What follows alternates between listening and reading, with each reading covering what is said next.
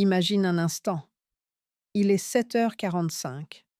Vous êtes dans l'entrée, le sac sur l'épaule, la clé dans la main. Et votre enfant lui refuse soudain de mettre ses chaussures, ou de se brosser les dents, ou de sortir, ou simplement d'écouter. Vous sentez la tension monter dans votre poitrine. Vous avez déjà répété 4 fois, peut-être 5. Vous vous entendez dire «Dépêche-toi, je te l'ai déjà dit». Et lui, il vous regarde, il résiste, il traîne, il s'oppose, ou pire, il explose. Et peut-être qu'au fond de vous, une petite voix murmure: «Qu'est-ce que je rate? Pourquoi il ne m'écoute pas?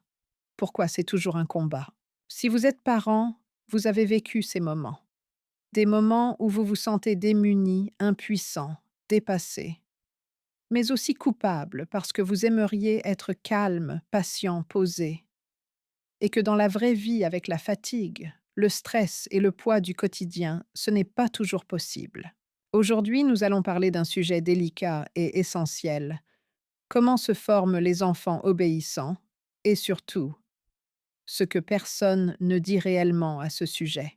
Pas dans le sens d'un enfant docile, silencieux, qui ne pose pas de problème, mais dans le sens d'un enfant qui coopère, qui écoute, qui comprend le cadre, qui peut suivre une consigne, sans que cela devienne une bataille. Parce que ce que vous allez découvrir aujourd'hui est profondément libérateur. Un enfant n'obéit pas parce qu'on le force, mais parce qu'il se sent relié. Un enfant n'écoute pas parce qu'il a peur, mais parce que son cerveau se sent en sécurité. Et cela change tout. Dans cette vidéo, nous allons explorer pourquoi certains enfants semblent difficiles, opposants, têtus, alors qu'en réalité, leur cerveau fonctionne exactement comme il doit fonctionner. Quelles sont les erreurs les plus fréquentes des parents, des erreurs que nous faisons tous sans jamais l'avoir voulu? Comment la connexion émotionnelle transforme l'obéissance en coopération? Des techniques simples, concrètes, applicables dès aujourd'hui pour donner une consigne qui marche et pour calmer un conflit avant qu'il n'explose. Et enfin, des histoires réelles qui montrent comment un enfant peut changer quand le parent change sa manière d'agir. Mon but dans cette série n'est pas de vous dire ce que vous devez faire. Mon but est de vous permettre de comprendre comment fonctionne votre enfant pour que vous puissiez agir avec calme, maîtrise et confiance. Parce qu'un parent qui comprend est un parent qui respire mieux, et un parent qui respire mieux est un parent qui éduque mieux. Tout ce que vous allez entendre aujourd'hui repose sur la psychologie du développement, les neurosciences affectives, les mécanismes de régulation émotionnelle et plus de 20 ans d'observation clinique auprès de familles d'enseignants d'enfants anxieux, opposants ou hypersensibles. Je ne vais pas vous parler de méthodes miracles ni de recettes magiques, parce que l'éducation n'est pas une formule mathématique. L'éducation est une relation vivante. Nous allons parler de biologie, mais avec des mots simples. Nous allons parler d'émotions, mais sans jamais vous juger. Nous allons parler d'autorité, mais dans le sens noble, une autorité qui sécurise, qui guide, qui élève. Vous entendrez des notions comme le cortex préfrontal, le cerveau émotionnel, la mémoire affective, l'hormone du stress et les neurones miroirs. Mais rassurez-vous, tout sera expliqué avec des images, des métaphores et des exemples concrets pour que chaque parent, peu importe son niveau de connaissance, puisse comprendre et appliquer. Parce qu'être parent n'est pas un examen. Ce n'est pas une compétition. Ce n'est pas la recherche de la perfection. Être parent, c'est apprendre en avançant. C'est réparer ce qu'on peut quand on le peut. C'est faire de son mieux avec les ressources du jour. Et parfois, il suffit de comprendre un mécanisme simple pour transformer complètement le climat familial. Aujourd'hui, nous allons mettre de la lumière sur ce que personne ne dit clairement. L'obéissance n'est pas un acte d'autorité, mais un acte de relation. Un enfant obéit quand il se sent compris, quand il sent que le parent est un guide, pas un danger, quand il se sent respecté, vu, entendu. Et c'est exactement ce que vous allez apprendre à créer. Pour comprendre pourquoi un enfant obéit ou pourquoi il refuse, pourquoi il oppose, pourquoi il explose, parfois il faut entrer un instant dans son cerveau. Non pas pour elle analyser avec froideur, mais pour le regarder comme un paysage en construction. Le cerveau D, un enfant N, est pas une version miniature du cerveau D, un adulte. C est un chantier vivant, encore fragile, encore immature, encore très sensible aux émotions et aux expériences. Imaginez un chantier immense.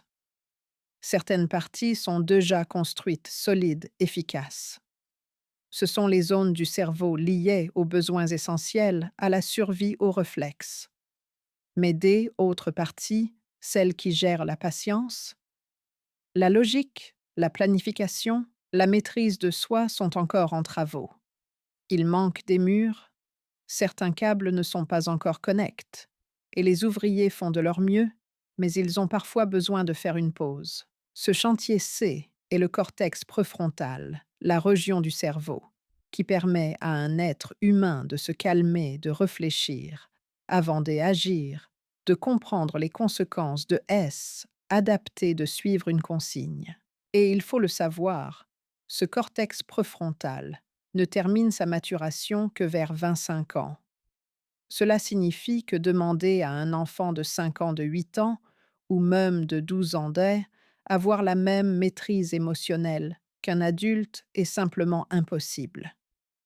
Quand un enfant crie, se braque, dit non effondre, il ne le fait pas par insolence ou pour provoquer. Il le fait parce que son cerveau en développement N a pas encore les outils pour faire autrement. À L inverse, des autres zones du cerveau comme L amygdale sont très actives chez L enfant. L amygdale est une sorte d'alarme interne. Elle détecte le danger, L injustice, la frustration, la peur. Elle réagit en une fraction de seconde. Et quand elle active le cortex préfrontal, perd temporairement ses moyens. C est comme si une alarme incendie se déclenchait dans une maison et que tout le monde cessait de travailler pour courir dans tous les sens. Quand un enfant est submergé par une émotion, il perd temporairement sa capacité à écouter, à se raisonner, à comprendre. Son cerveau ne lui permet plus d'être cohérent. C'est pour cela qu'un enfant qui hurle ne peut pas entendre une explication. C'est pour cela qu'un enfant qui pleure ne peut pas suivre une consigne. C'est pour cela qu'un enfant qui se sent menace ou incompris, accrochera encore plus fort à son non. Non pas parce qu'il veut opposer, mais parce que son cerveau émotionnel est en train de prendre toute la place. Il faut aussi comprendre le rôle du cortisol, hormone du stress. Lorsque le parent hausse le ton, lorsque le rythme accélère, lorsque la tension monte dans la maison enfant reçoit un signal biologique danger. Son cerveau interprète le ton, le regard, le geste du parent comme un indicateur de menace. Il ne distingue pas entre un danger réel et une tension affective. Le cortisol augmente, son cœur bat plus vite, ses muscles se tendent et il devient encore plus difficile pour lui de coopérer. Beaucoup de parents pensent que enfant N, écoute pas. En réalité, il ne peut pas écouter. Il en a plus la capacité biologique. Inversement, quand enfant se sent en sécurité, quand il sent que son parent est calme, que sa voix est stable, que son regard est doux, son cerveau libère de la dopamine et de l'ocytocine, des molécules liées au plaisir et au lien. Et ces molécules facilitent l'apprentissage. Elles ouvrent la porte de la coopération. Elles rendent les consignes plus accessibles. Elles permettent au cortex préfrontal de fonctionner correctement. Un enfant obéit donc mieux quand il se sent relié, quand il sent que le parent est du côté de la résolution, pas du conflit, quand il sent qu'il n'est pas seul face à une demande qu'il trouve difficile. Beaucoup de parents interprètent les comportements des oppositions comme de insolence. Mais si on regarde à travers la biologie, on voit autre chose. On voit un cerveau jeune, encore en construction, qui tente simplement de gérer une émotion ou une frustration trop grande. Quand un enfant dit non, quand il crie, quand il tape du pied, il n'est pas en train de tester votre valeur en tant que parent. Il est en train de vous dire: je haine et pas encore les capacites pour faire ce que tu me demandes. Aide-moi à me calmer pour que je puisse t'entendre. Un enfant qui haine obéit pas haine et pas un enfant problématique. C est un enfant qui communique avec les moyens dont il dispose. Il faut également penser à la mémoire émotionnelle. Le cerveau D, un enfant enregistre très facilement les expériences liées à la peur, à la menace, à la honte, au stress.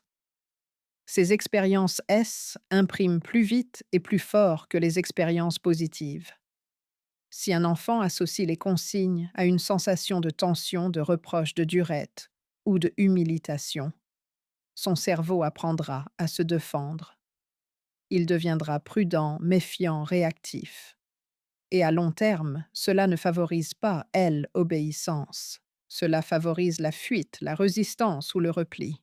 À l'inverse, quand les consignes sont associées à un climat de sécurité, de clarté, de douceur, le cerveau enregistre ces moments comme des expériences stables et prédictibles. Il comprend quand maman ou papa me parle, je suis en sécurité, je peux écouter. Et cette mémoire émotionnelle devient un pilier de la coopération. On comprend alors pourquoi certains enfants semblent difficiles. Ce haine n'est pas leur caractère. Ce haine n'est pas un défaut d'éducation.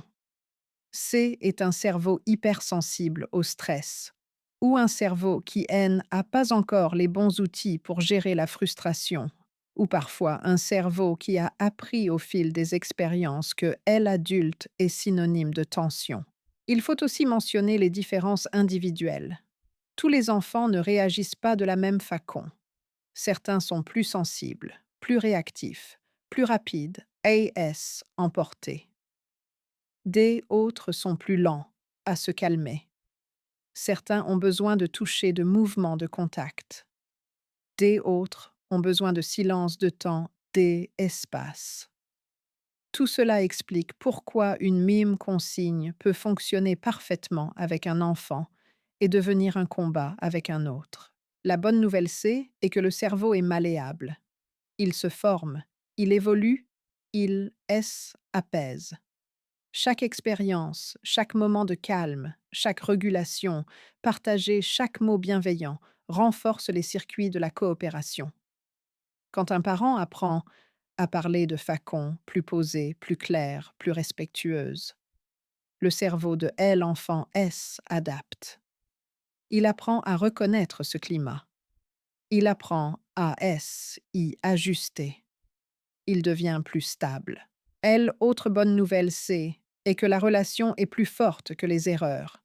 Tous les parents énervent. Tous les parents haussent la voix. Tous les parents perdent patience. Ce haine n'est pas un problème. Ce qui compte, ce haine, n'est pas d'être parfait. C'est est de reparer quand c'est est possible. C'est est de retrouver la connexion. C'est est cela qui construit un enfant qui écoute. C'est est cela qui lui apprend à obéir sans avoir peur. Ainsi, l'enfant obéissant haine et pas celui qui se tait. C'est est celui qui se sent suffisamment en sécurité pour faire confiance. C'est est celui dont le cerveau est suffisamment apaisé pour collaborer. C'est est celui qui perçoit adulte comme un guide et non comme une menace. Et tout cela, vous allez apprendre à le construire. Pour avancer ensemble, il faut maintenant entrer au cœur de ce qui se joue vraiment dans le comportement d'un enfant. Pas pour le juger, ni pour l'étiqueter, mais pour comprendre ce qui se passe en lui, ce qu'il agite, ce qui l'apaise. Car un enfant haine agit jamais par hasard. Derrière chaque refus, chaque meltdown, chaque cri, il y a un cerveau qui tente simplement de organiser. Le cerveau D. Un enfant haine et pas une version réduite du cerveau D, un adulte. Il est en pleine construction. Il fonctionne comme une maison dont certaines pistes sont déjà habitables, tandis que des autres N n'ont pas encore de murs. Certaines zones sont fortes, rapides, réactives. Des autres sont lentes, fragiles, encore immatures. Cela change tout. Le cortex préfrontal, par exemple, cette partie chargée de gérer la maîtrise de soi, la logique, la patience, la capacité de se raisonner N n'est pas encore pleinement développée chez elle enfant, et il ne le sera que vers 25 ans. Cela signifie qu'un enfant même S, il le veut sincèrement N, a pas toujours les moyens neurologiques de se calmer ou d'obéir sur commande. Ce N est pas un manque de bonne volonté, C est un manque de maturité. Imaginez un chef d'orchestre qui n'a pas encore appris à coordonner tous les instruments. Par moments, L orchestre joue juste. Et puis soudain, un violon part trop vite, une percussion frappe trop fort, et tout devient chaotique. C est exactement ce qui se passe dans le cerveau un enfant quand une grande émotion arrive. AL inverse. Une autre zone, L, amygdale, fonctionne très intensement. L, amygdale et L, alarme interne. Elle détecte tout ce qui ressemble à un danger, une frustration, une injustice, une séparation, un ton trop brusque, un visage trop ferme. Elle réagit vite, parfois trop vite. Et quand elle est active, elle coupe l'accès aux capacités de raisonnement. C est comme si toute la circulation S arrêtait pour laisser passer L urgence. Quand L amygdale S enflamme, L enfant ne peut plus écouter. Il ne peut plus comprendre. Il ne peut plus obéir. Son cerveau se met en mode protection. Ce N est plus la logique qui S exprime. C est la survie émotionnelle. Cela explique pourquoi un enfant qui pleure, qui crie ou qui S oppose ne répond plus aux phrases rationnelles. Il n'est pas en train de faire exprès de ne pas écouter. Il est submerge. Il est hors de lui au sens propre. Ce moment de débordement N n'est pas un caprice. C est un débordement neurologique. À ce moment, là, le cortisol, L, hormone du stress, augmente. Les battements du cœur accélèrent. Le corps se prépare à fuir ou à lutter. L, enfant, est trop active pour obéir, trop tendue pour coopérer. Ce N n'est pas un geste d'insolence. C est une réaction biologique. La bonne nouvelle C est que L, effet inverse, existe aussi. Quand L, enfant, perçoit la sécurité, la douceur, la patience, la stabilité de la voix du parent, son cerveau libère de la dopamine et de l'ocytocine. Ce sont des molécules du lien et de la régulation. Elles apaisent. Elles ouvrent la porte de la coopération. Elles permettent enfin au cortex préfrontal de se reconnecter. C'est pour cela que la qualité de la présence du parent est décisive. Le ton, le rythme, la respiration, le regard, tout cela envoie des signaux au cerveau de L enfant. Chaque geste calme, diminue, elle alarme. Chaque mot chaleureux reconstruit la sécurité. Chaque silence pacifique laisse la place à L, apaisement. Tout cela permet à elle, enfant, de retrouver sa capacité d'écouter. Et il y a un autre élément essentiel, la mémoire émotionnelle. Le cerveau un enfant, enregistre très rapidement les expériences liées à la peur, à la honte, à elle, humiliation, au stress. Ces traces restent profondes et durables. Si un enfant associe les consignes ou elle autorite à une sensation de danger, son cerveau se mettra automatiquement en mode défense la prochaine fois. Il résistera même sans comprendre pourquoi. À elle inverse. Si la relation avec elle adulte est un lieu de chaleur, de sécurité et de clarté, le cerveau enregistre elle autorite comme un élément stable et rassurant. Il apprend que les consignes ne sont pas une menace, mais un chemin. Il apprend que L, adulte, est un guide, pas un juge. Et cette mémoire émotionnelle devient le socle de L, obéissance positive. Il faut également rappeler que chaque enfant est unique. Certains sont plus sensibles au son des autres, au changement, d'autres encore à la frustration. Certains ont besoin de toucher pour comprendre. Des autres ont besoin de silence pour intégrer. Certains explosent vite, mais se calment tout aussi vite. Des autres explosent peu, mais restent tendus très longtemps. Aucun de ces fonctionnements N est une faute. Ce sont des variations normales du développement. Et au milieu de tout cela, il y a un point fondamental. Un enfant qui N obéit pas N est pas un enfant difficile. C est un enfant qui fait face à une émotion trop forte pour ses capacités du moment. C est un enfant qui S organise comme il peut avec les outils qu'il a. Et un enfant qui obéit N est jamais un enfant qui a peur. Un enfant qui obéit est un enfant dont le cerveau a suffisamment confiance pour rester ouvert. Un enfant qui sent qu'il ne risque rien. Un enfant dont la sécurité intérieure est plus forte que sa frustration. La relation est donc plus forte que la contrainte. La sécurité est plus efficace que la menace. La régulation est plus puissante que la pression. Et il y a une autre bonne nouvelle. Le cerveau est plastique. Il apprend, il change, il apaise progressivement. Chaque fois que le parent répond avec calme, c'est une nouvelle connexion qui se forme. Chaque fois que le parent aide l'enfant à se réguler, est une nouvelle compétence qui se développe. Chaque fois que la relation prend le dessus sur la tension, est une nouvelle mémoire positive qui imprime. Ainsi, un enfant devient obéissant non pas parce qu'on le force, mais parce qu'il apprend à faire confiance. Il devient obéissant parce qu'il se sent accompagne, parce qu'il sent que l'adulte est constant, parce qu'il sent qu'il peut grandir en sécurité. Est la base de tout ce qui va suivre. Car un enfant qui comprend qu'il est en sécurité est déjà sur le chemin de la coopération. Avant de continuer vers les solutions, il est essentiel de poser un regard apaisé sur les erreurs que presque tous les parents commettent. Non pas pour culpabiliser, jamais, mais pour comprendre comment certaines réactions naturelles instinctives peuvent parfois créer l'effet inverse de ce que on souhaite. Parce que aucun parent N agit contre son enfant. Aucun parent ne se lève le matin en disant «Je vais crier au jour oui» ou «Je vais perdre patience».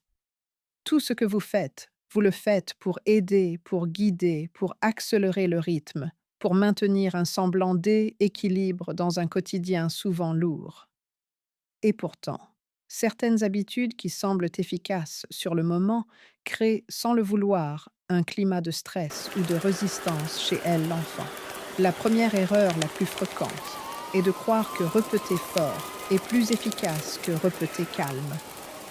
Dans la tension du matin, dans la fatigue du soir, il est tentant de hausser la voix pour que l'enfant comprenne l'urgence. Mais pour le cerveau D, un enfant, une voix forte, N, n'est pas un signal d'importance. C est un signal de danger.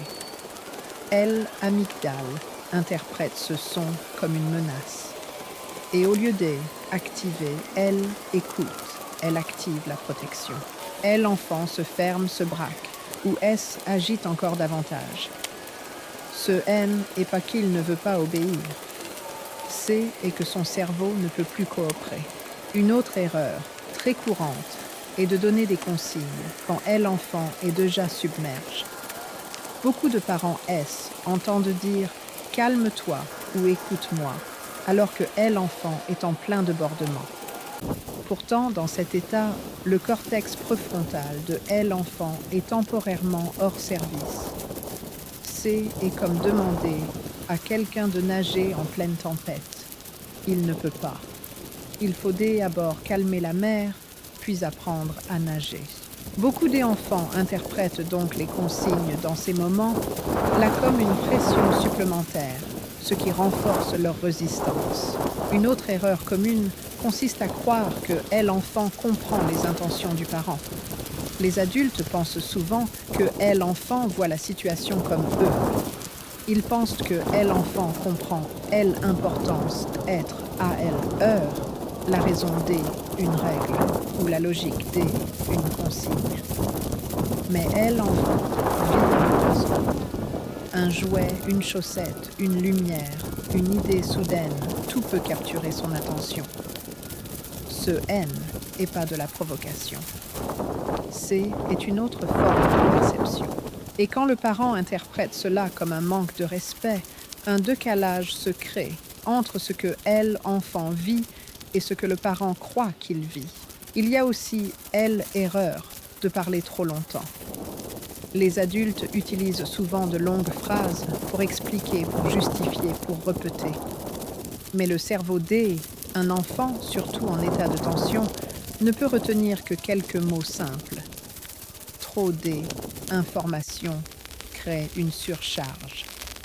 Et la surcharge produit L, effet inverse de L, écoute. L, enfant N, est pas en train d'ignorer. Il est en train de perdre pied dans trop de mots. Une autre erreur fréquente est la négation. Ne crie pas, ne cours pas, ne touche pas. Pour un cerveau en construction, le mot ne laine n'a pas encore de valeur concrète. Le cerveau enregistre l'action associée au mot principal. Si le parent dit ne cours pas, le cerveau visualise court. Si le parent dit ne monte pas, le cerveau visualise monte. Et elle, effet produit, peut alors sembler contradictoire. Ce N est pas que elle, enfant, veut faire le contraire. C'est et que son cerveau a reçu elle, image de wall, action. Une autre habitude parentale tellement humaine est de réagir à chaud. Quand un enfant casse quelque chose, répond avec irritation, tape, crie. Le parent sous le choc réagit souvent immédiatement. Mais cette réaction immédiate, N, n'est pas toujours ajustée. Elle est influencée par le stress, la fatigue, les contraintes du jour. Et elle, enfant très sensible au ton et au regard, enregistre cela comme une évaluation de sa personne et non de son geste. Il se met alors sur la défensive. Et la relation entre dans un cycle de tension. Il existe aussi une erreur subtile. Penser que elle, enfant, va changer rapidement. Beaucoup de parents imaginent qu'une consigne expliquée une fois ou deux devrait suffire. Mais elle, apprentissage, chez elle, enfant, est répétitif. Le cerveau a besoin de revoir, recréer, réexpérimenter. Il faut parfois 20, 30, 50 répétitions pour qu'une simple habitude S installe. Et chaque répétition se construit sur la qualité du climat autour. Si le climat est tendu, la répétition devient un combat. Si le climat est calme, la répétition devient un apprentissage. Il y a aussi elle erreur de croire que elle enfant comprend le mot pourquoi dans les moments de crise. Pourquoi tu fais cas? Pourquoi tu me réponds? Pourquoi tu n'écoutes jamais? Mais dans la tempête, elle, enfant N, n'a pas accès à la réflexion. Ce mot pourquoi devient une source de confusion. Il se sent mis sous pression, mis sous évaluation. Cela renforce son sentiment d'être incompris. Et ce sentiment alimente la résistance. Une autre erreur, très commune, est de mélanger correction et connexion. Beaucoup de parents corrigent avant de se connecter.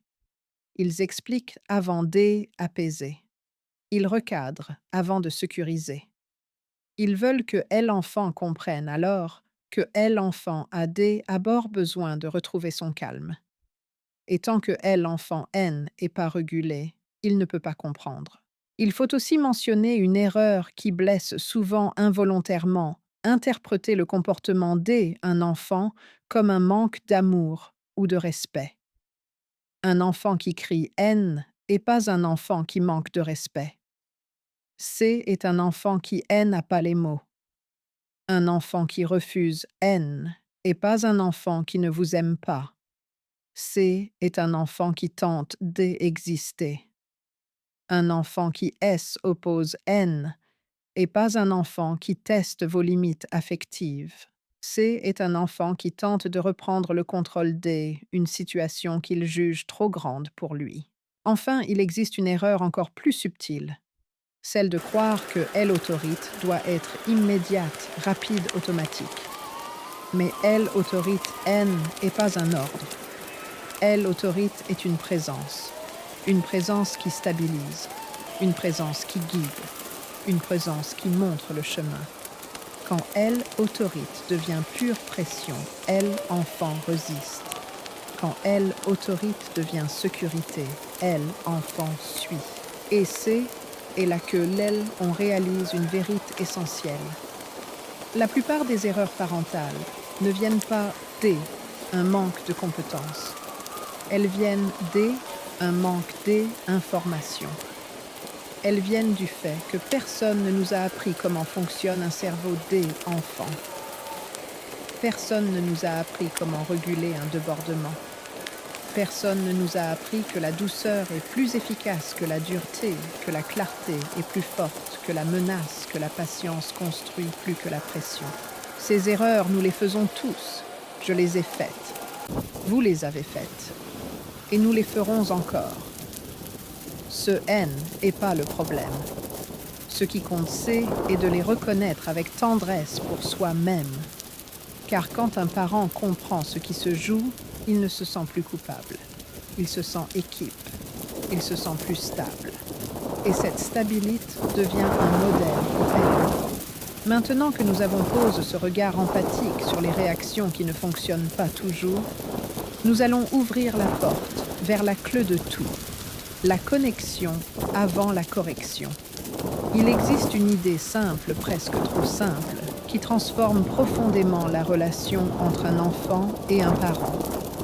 Une idée tellement évidente quand on la comprend, mais si difficile à appliquer quand la fatigue, la pression ou, urgence prennent le dessus.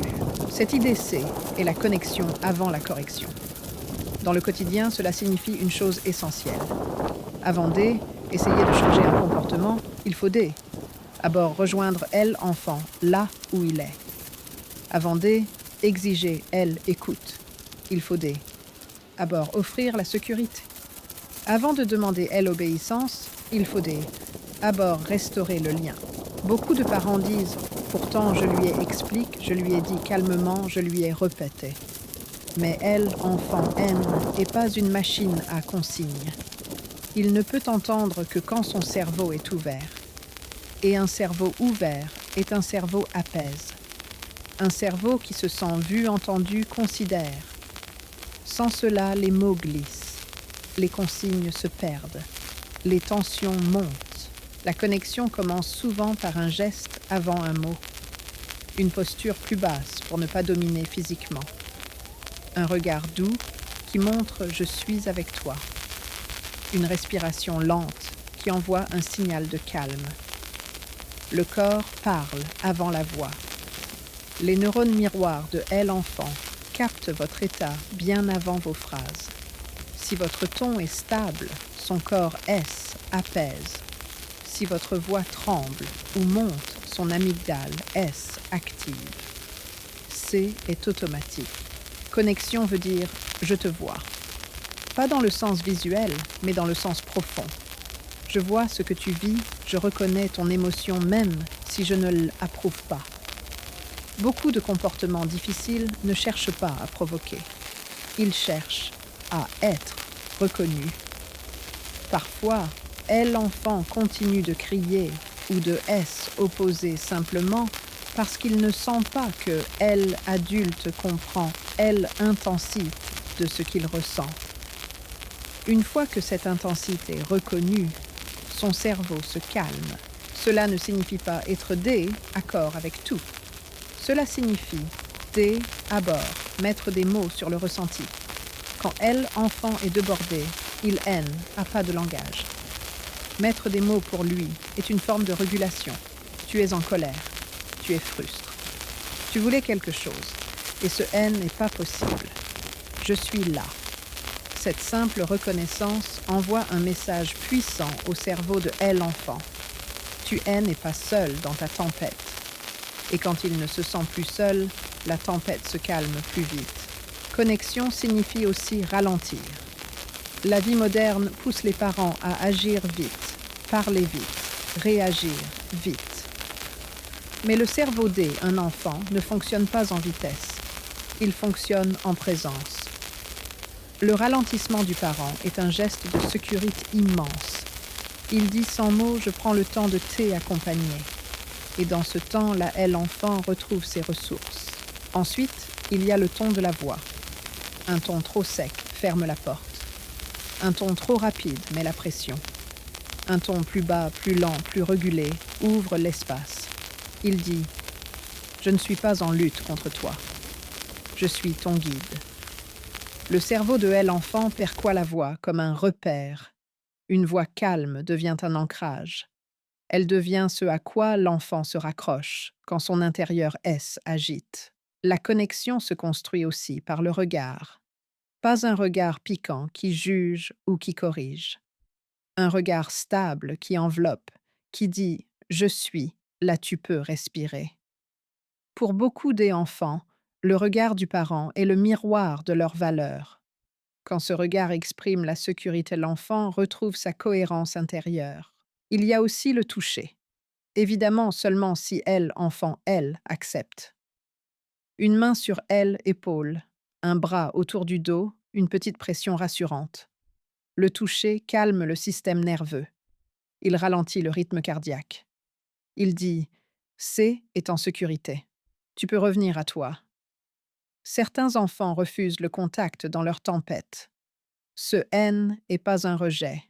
C est leur manière de dire « je suis trop débordé ». Dans ces cas, la proximité calme, sans toucher. Rester à 1 mètre présent, mais pas intrusif, est parfois la meilleure forme de connexion. Connexion signifie aussi comprendre que elle, enfant, peut avoir besoin de décharger sans être corrige immédiatement. Un enfant qui pleure a besoin de pleurer.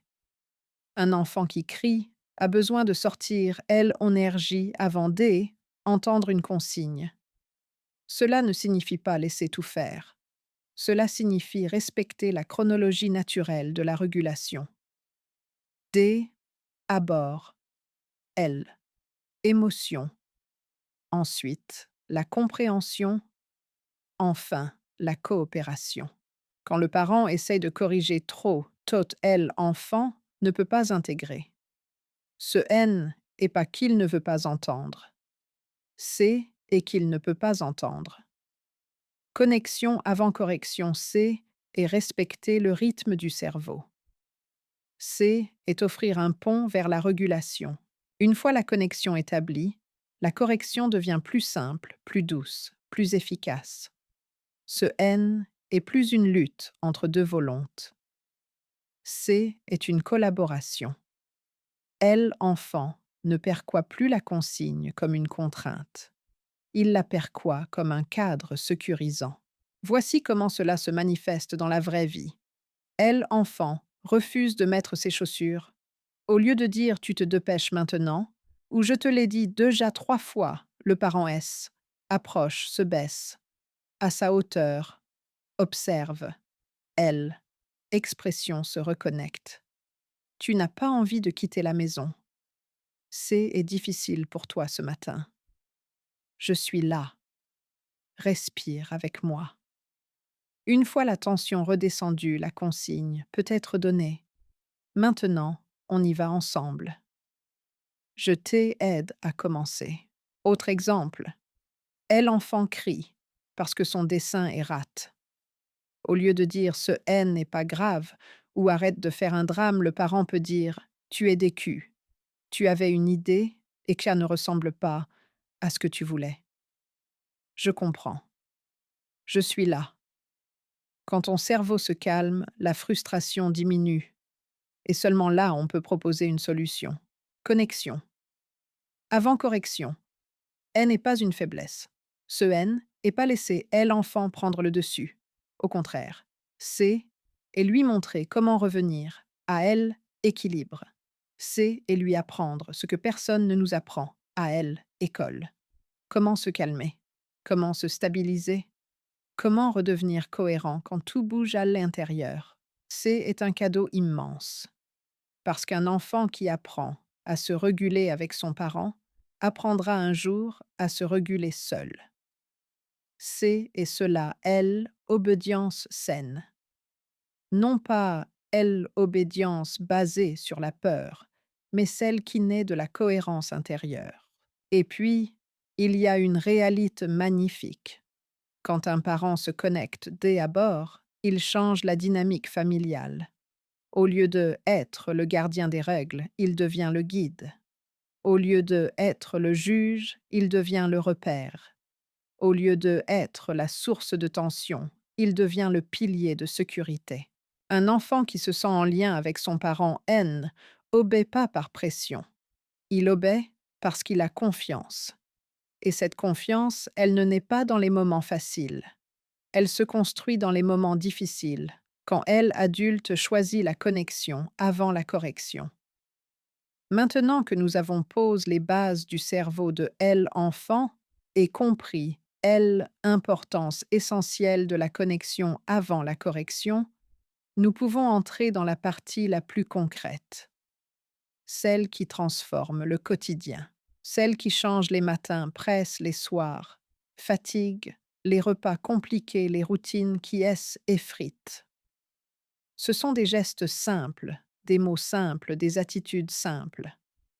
Mais quand on les répète jour après jour, elles construisent un climat familial plus serein et une obédience plus naturelle. La première KLE pour installer une relation fluide est de donner des consignes claires.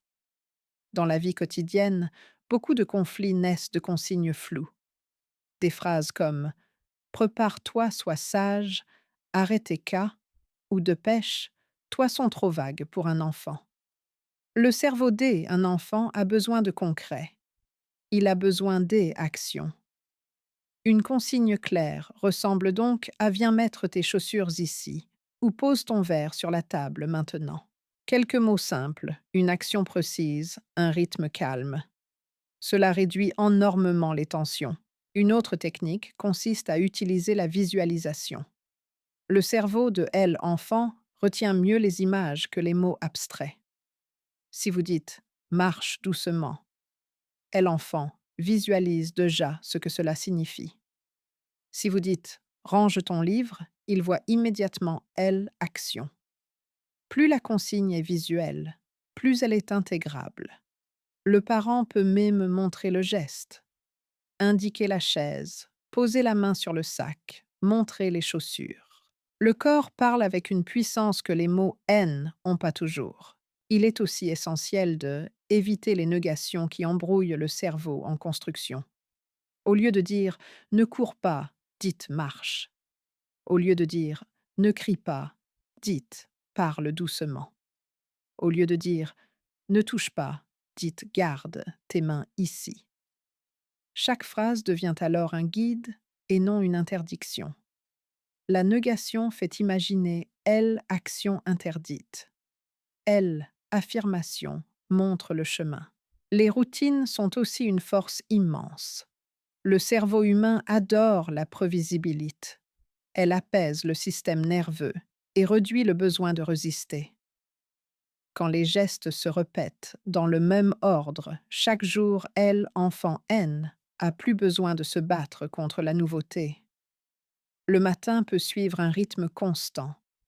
Lever, habillage, petit déjeuner, brossage de dents, chaussures, de part. Le soir, un autre rythme stable. Bain, repas, temps calme, histoire couchée. Les routines ne doivent pas être rigides, mais cohérentes. Elles deviennent le cadre dans lequel elle, l'enfant, se sent serein. Un autre outil puissant est la notion action en petite marche. Quand une tâche semble trop grande pour elle, l'enfant, il bloque. Il se sent déborde. Il résiste. Fractionner la tâche la rend possible. Par exemple, au lieu de dire range ta chambre, Dite commence par mettre les peluches dans le panier, puis les livres sur elle étagère, puis les habits dans le bac. À chaque petite marche reçue, elle, enfant, se sent capable. La coopération se construit en petites victoires. Il faut aussi apprendre à annoncer la transition. Le cerveau de elle, enfant N, aime pas les ruptures brusques. Passer du jeu au départ immédiat est difficile, de la télévision au bain difficile, du parc à la voiture difficile. Donner un signal de transition change tout. Dans 2 minutes, nous allons partir. Encore un tour de toboggan, puis on y va. Tu finis ton dessin et ensuite on passe à table. Ces moments de transition aident elle, enfant, à se préparer. Ils diminuent les résistances. Une autre technique importante est de donner le choix dans un cadre ferme. Elle, enfant N, n'a pas besoin de choisir tout. Il a besoin de choisir dans un espace balisé. Voulez-vous mettre la chaussure droite ou la chaussure gauche en premier? Veux-tu prendre le bain avant ou après l'histoire? On met le manteau, tu préfères fermer la fermeture ou je le fais pour toi? Le cerveau de elle, enfant, adore le sentiment de contrôle. Quand il sent qu'il participe, il coopère bien plus vite. Une autre solution concrète est d'utiliser la présence au lieu de la distance. Beaucoup de parents donnent des consignes depuis une autre pièce ou à travers la maison. Mais le son se perd, le lien se rompt. Le cerveau de elle enfant ne capture pas elle intention. Se rapprocher, se mettre à hauteur, regarder l'aile enfant, créer un micro-lien, cela change tout. Un enfant obéit mieux quand il sent la présence que quand il entend une voix lointaine. Il y a aussi la méthode des 2 phrases. Une phrase de connexion suivie une phrase de direction. Par exemple, je vois que tu t'amuses beaucoup maintenant, il est temps d'aller à table. Ou encore, tu es fâche parce que ce N n'est pas ton tour. Maintenant, on attend ensemble. Cette double phrase construit le pont entre émotion et action. Elle, enfant, se sent compris et guidé dans le même souffle. Un autre outil pratique est elle, humour. Pas pour ridiculiser ni minimiser, mais pour adoucir elle, ambiance. Parfois, une petite touche ludique contourne la résistance. Faire marcher elle, enfant, comme un robot vers la salle de bain. Transformer la routine en mini-mission. Inviter elle, enfant, à faire une course douce jusqu'au porte-manteau. Le rire ouvre les portes que la contrainte ferme. La régulation du parent est aussi un outil essentiel. Un enfant capte l'état interne de son parent. Si la voix du parent tremble ou accélère, elle, enfant, le ressent. Si la voix reste calme, lente et stable, elle, enfant, se synchronise. La kéorégulation est, elle, un des plus puissants leviers. Ce N est pas ce que vous dites qui calme elle, enfant. C'est et ce que vous êtes dans ce moment. Il est aussi très utile de reparer quand ton S est en porte. Dire calmement je suis allé trop vite, je vais faire mieux. Cela montre à elle, enfant, que la régulation se construit toute la vie. Cela lui apprend que elle, erreur N, n'est pas une menace. Cela renforce sa confiance dans le parent. Une autre clé pratique est accompagner les émotions au lieu de les repousser. Quand elle, enfant, pleure, dire c'est est bon, arrêter N aide pas. Mais dire je suis là, tu peux pleurer, si tu en as besoin, apaise. Le cerveau entend je ne suis pas en danger. Et un cerveau qui ne se sent plus en danger peut entendre les consignes. Corriger une mauvaise habitude sans punition excessive est aussi essentiel. La punition coupe la relation. La conséquence réelle enseigne. Par exemple, si elle, enfant, renverse l'eau au lieu de crier, on peut dire « Viens, on nettoie ensemble ». Si elle, enfant, parle trop fort, on peut dire « Essaye encore » avec une voix douce. Cela enseigne sans blesser. Cela corrige sans briser.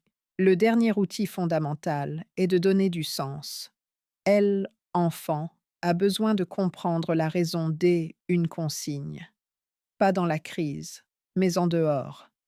Par exemple, on marche dans la maison pour protéger les autres. On ne crie pas pour respecter les oreilles de chacun. On range pour retrouver facilement nos affaires. Donner du sens C et nourrir l'intelligence et la coopération. Ces solutions pratiques simples et humaines ne fonctionneront pas toutes à chaque fois. C est normal. Rien N est automatique. Mais plus vous les utilisez, plus elles inscrivent dans le climat familial, plus elles deviennent naturelles. Et un jour, sans presque vous en rendre compte, vous verrez que votre enfant écoute mieux, résiste moins, se calme plus vite, comprend plus vite, non pas parce qu'il a peur, non pas parce qu'il est devenu docile, mais parce qu'il a appris à coopérer, parce qu'il a développé la confiance, parce qu'il est construit dans un environnement qui le respecte et le sécurise. Et maintenant, pour donner vie à tout cela, nous allons passer aux histoires réelles, des situations du quotidien qui montrent comment ces principes transforment un enfant de elle intérieur. Les principes que nous avons explorés prennent toute leur force quand on les voit à l'œuvre dans la vraie vie. Quand un enfant confronte à ses limites, trouve un chemin plus calme. Quand un parent fatigue mais présent, modifie un seul geste, un seul ton, et que cela change toute la dynamique. Voici plusieurs histoires inspirées de situations réelles qui montrent comment la connexion, la compréhension du cerveau et les solutions pratiques peuvent transformer un quotidien parfois difficile en un terrain de croissance. La première histoire est celle de Léo, un enfant anxieux de 6 ans. Léo avait peur de tout ce qui ressemblait à une transition. Sortir de la maison, entrer dans la voiture, quitter l'école, passer du jeu au bain. Chaque changement était pour lui une montagne. Sa mère expliquait souvent Léo, on doit y aller maintenant. Elle parlait vite parfois, un peu fort, car le temps pressait. Léo se mettait alors à crier, à pleurer, à se coucher par terre. Personne ne comprenait pourquoi de simples gestes devenaient des drames. Un jour, sa mère décide d'essayer une approche différente. Au lieu de donner la consigne directement, elle commence par approcher de Léo. Elle se met à sa hauteur. Elle pose une main douce sur son dos.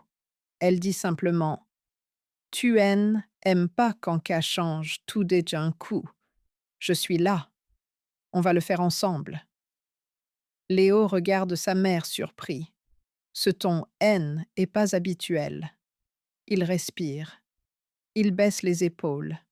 Alors sa mère ajoute « Dans 2 minutes, on part. Tu peux choisir ton jouet pour la voiture. » Ces quelques gestes suffisent. Léo N explose plus. Il coopère. Non pas parce que la demande est plus facile, mais parce que son cerveau est senti sécurise avant d'être sollicite. La connexion avant la correction transforme sa réaction. La seconde histoire est celle de Clara, une fillette de 5 ans, très créative, mais facilement irritable.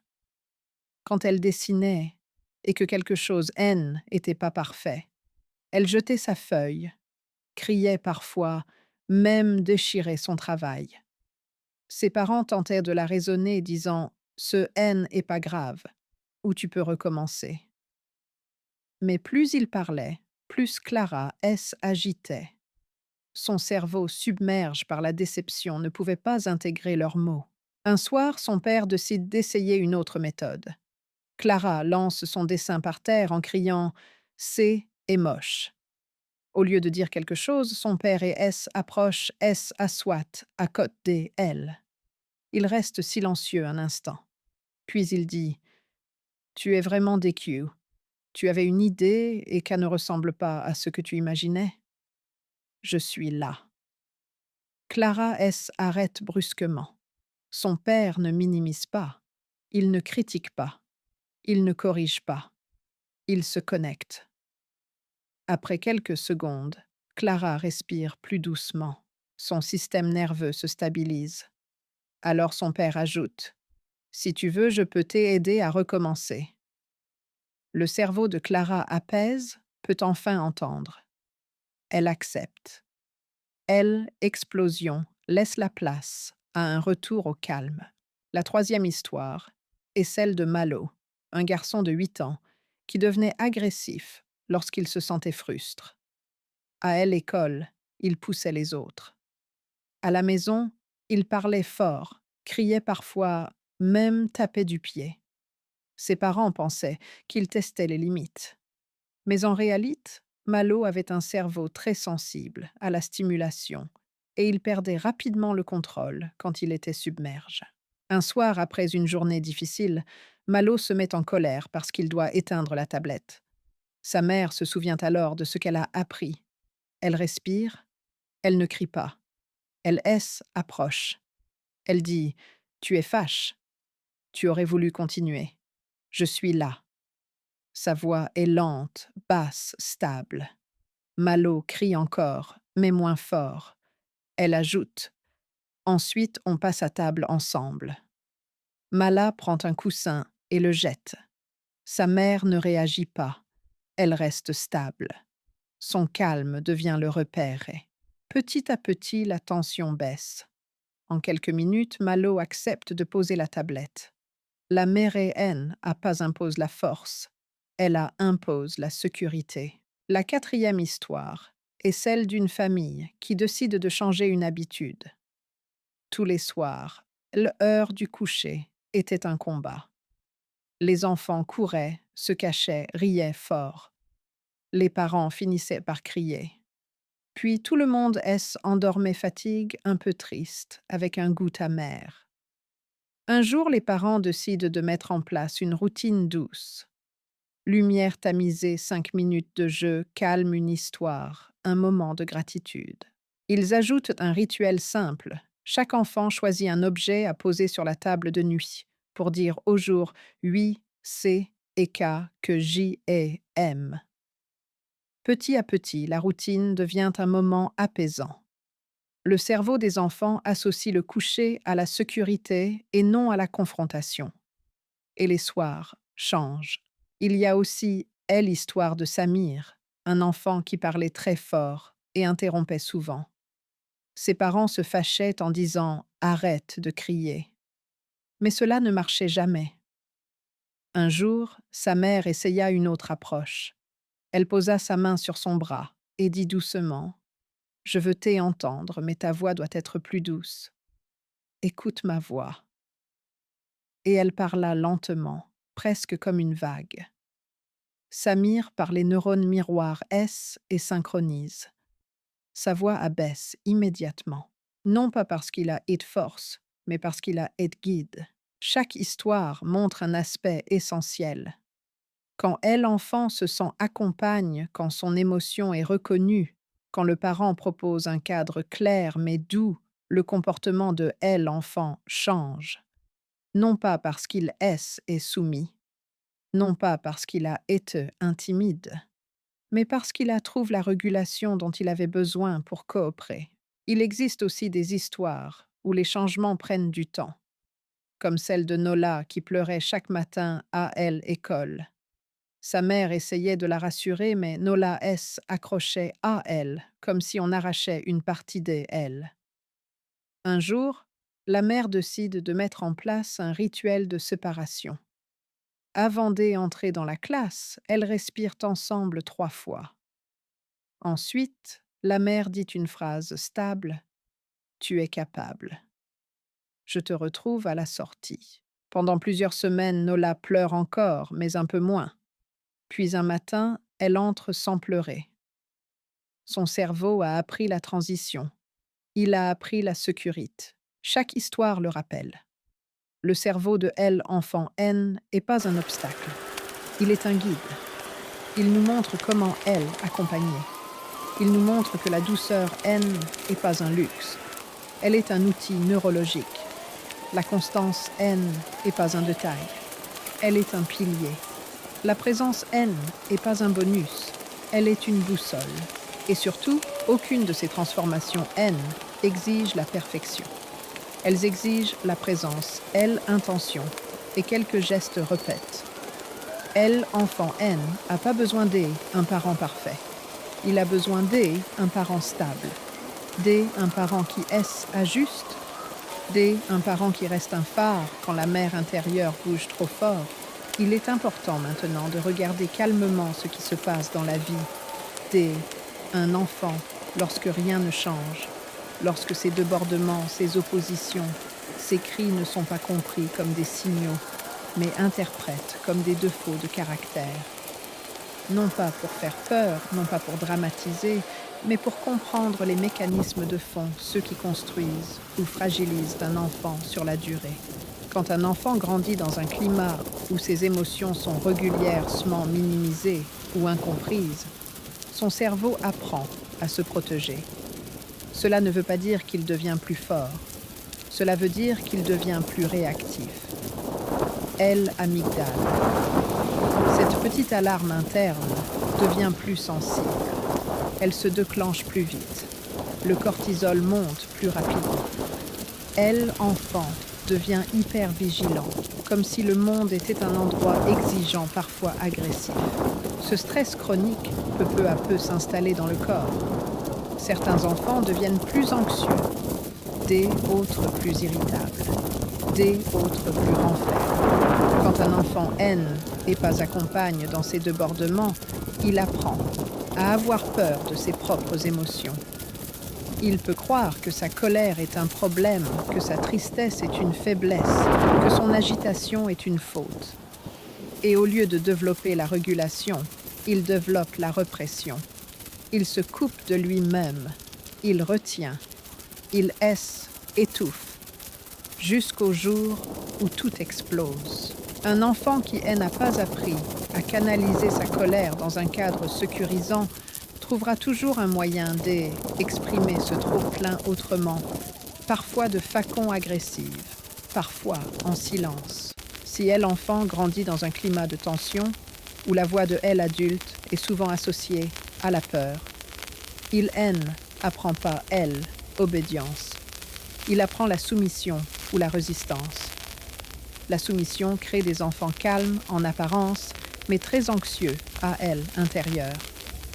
La résistance crée des enfants combatifs, mais qui souffrent en silence. Dans les deux cas, la relation N n'est pas un refuge. Elle devient un espace d'incertitude. Quand rien ne change, la mémoire émotionnelle de L, enfant S, imprime de manière qui complique plus tard les relations. La confiance, L, estime de soi. Il peut croire qu'il est difficile, qu'il est un problème, qu'il n'est pas à la hauteur. Et un jour, ce sont ces phrases intérieures qui guident ses décisions des adultes. Mais la bonne nouvelle est immense. Ce N est jamais trop tard. Le cerveau change. Il évolue. Il se réparation. Une relation peut se reconstruire. Une dynamique peut se transformer. Il suffit parfois d'une seule personne qui commence à agir avec plus de douceur, plus de stabilité, plus de patience, pour que l'enfant retrouve un chemin plus paisible. Et maintenant, il est essentiel de revenir à vous. Vous qui écoutez ce message. Vous qui essayez chaque jour. Vous qui vous demandez parfois si vous faites bien. Vous qui vous sentez fatigué, perdu, sous pression. Vous n'êtes pas seul. Vous êtes un parent humain avec vos limites et votre immense capacité à aimer. La parentalité N n'est pas un chemin de perfection. C est un chemin de présence. C est un chemin de progrès. Ce que vous faites aujourd'hui, ce N, n'est pas effacer les erreurs du passé. C est ouvrir la porte à une nouvelle dynamique. Une dynamique où vous, N, n'avez pas besoin d'être parfait, mais où vous pouvez être cohérent, stable et sécurisant. Vous avez déjà commencé ce changement. En écoutant, en comprenant, en ouvrant votre esprit à la manière dont le cerveau de votre enfant fonctionne, vous posez des pierres solides. Chaque geste compte. Chaque effort compte. Chaque tentative compte. Si votre enfant vous résiste, se haine, et pas qu'il ne vous aime pas, c'est et qu'il ne sait pas encore faire autrement. Et c'est et vous qui allez lui montrer comment. Non pas avec la force, non pas avec la peur, mais avec cette force tranquille qui dit « Je suis là, je suis ton repère et je suis ton refuge, et ensemble, nous allons apprendre. » Il y a une phrase qui résume tout ce que nous avons traversé ensemble. Une phrase simple qui peut devenir votre encre au quotidien. La sécurité ouvre la porte à la coopération. Si vous cultivez la sécurité, la coopération viendra. Si vous cultivez la connexion, elle, obédience, suivra. Si vous cultivez la présence, votre enfant apprendra à se réguler, puis à écouter, puis à vous écouter. La parentalité est un long voyage, parfois lumineux, parfois difficile, parfois doux, parfois orageux. Mais vous n'êtes jamais seul à naviguer. Ce que vous construisez aujourd'hui dans le calme et la compréhension accompagnera votre enfant pendant toute sa vie. Et rappelez-vous toujours ceci, un parent calme haine et pas un parent qui ne ressent rien. C est un parent qui respire, qui se recentre, qui revient au lien. Un parent stable haine et pas un parent parfait. C est un parent qui apprend, qui ajuste, qui avance. Un parent sécurisant haine et pas un parent qui réussit tout. C est un parent qui reste présent même quand C est difficile. Votre enfant N n'a pas besoin d'un modèle parfait. Il a besoin d'un modèle humain. Il a besoin de vous, tel que vous êtes, avec votre douceur, votre fatigue, votre courage, vos maladresses, votre amour. Et dans cette présence, un jour, sans que vous vous en rendiez compte, vous verrez votre enfant vous écouter, coopérer, respirer avec vous. Non pas parce que vous avez gagné un combat, mais parce que vous avez gagné un lien.